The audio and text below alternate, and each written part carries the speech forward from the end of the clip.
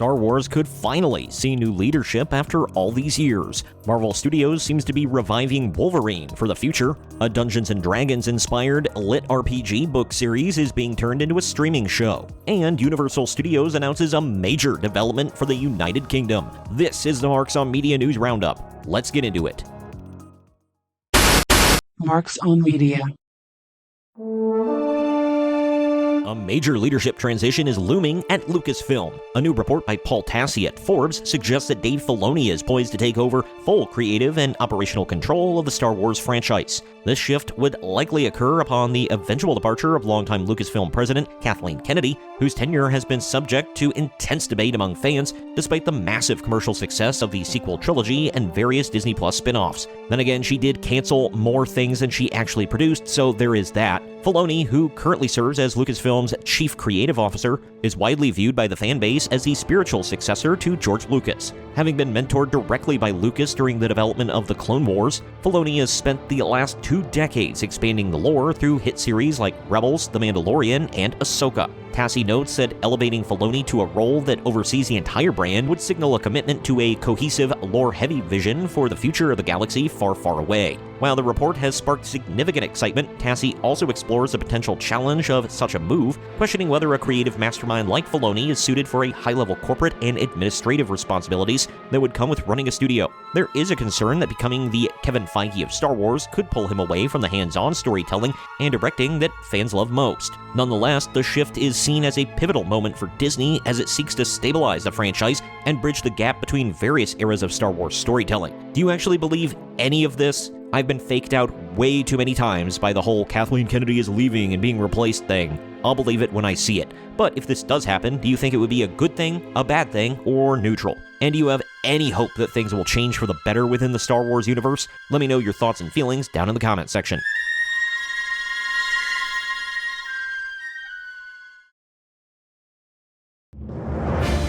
A newly discovered trademark filing by Marvel Characters, Inc. for Wolverine has ignited widespread speculation regarding a potential standalone project for the iconic mutant within the Marvel Cinematic Universe, MCU. The application, filed on December 12, 2025, specifically covers motion pictures, television programs, and multimedia entertainment. While trademark filings are standard practice for protecting intellectual property, the timing and scope of this particular submission suggests that Marvel Studios may be planning to keep Wolverine as a standalone feature, separate from its broader X-Men ensemble plans. Industry rumors further fuel the theory, suggesting that Kevin Feige is eager to retain Hugh Jackman in the role following the blockbuster success of Deadpool and Wolverine. A solo path would mirror the strategy previously used by Fox, allowing the character to remain a major individual draw while the MCU establishes its new mutant cast. Additionally, reports of ongoing discussions between Marvel and actors like Henry Cavill for potential future iterations of the character, along with rumors of a Wolverine vs. Hulk showdown, indicate the studio is exploring multiple avenues to maximize the hero's presence across its upcoming film slate. This all sounds pretty cool, and it may inject new life into the MCU, if you can believe it. But let me know what you think about all of this down in the comment section.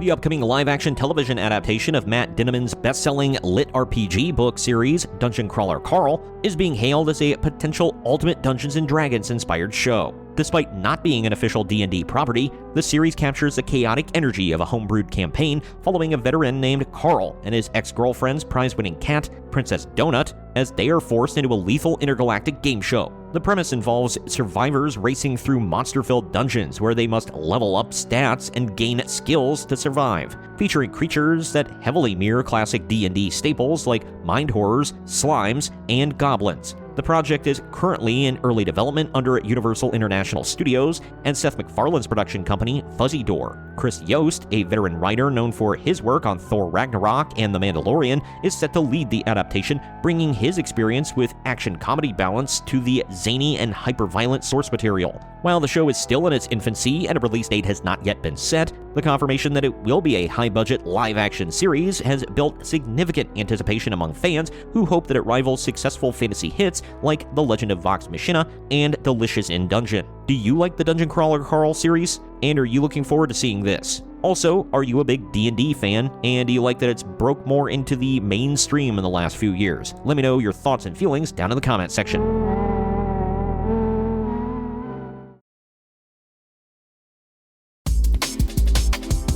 Universal Destinations and Experiences has officially initiated groundwork for its first European theme park and resort in Bedford, England, following a landmark planning approval from the UK government in mid-December 2025. The project, situated on a 476-acre site at the former Kempston Hardwick Brickworks, received a Special Development Order (SDO), which allows the company to bypass traditional local planning hurdles and fast-track the development. Preparatory enabling works, including site clearing, drone-monitored soil testing, and the creation of temporary access roads, have now begun as the team prepares for the major construction phase slated for 2026. This massive development is projected to be one of the most significant economic drivers in recent UK history, with estimates suggesting it will inject nearly £50 billion into the economy over its first 30 years. Prime Minister Keir Starmer and Chancellor Rachel Reeves have championed the project as a vote of confidence in Britain, noting that it will create approximately 28,000 new jobs across construction, hospitality, and creative industries. To accommodate the anticipated 8.5 million annual visitors, the government has committed to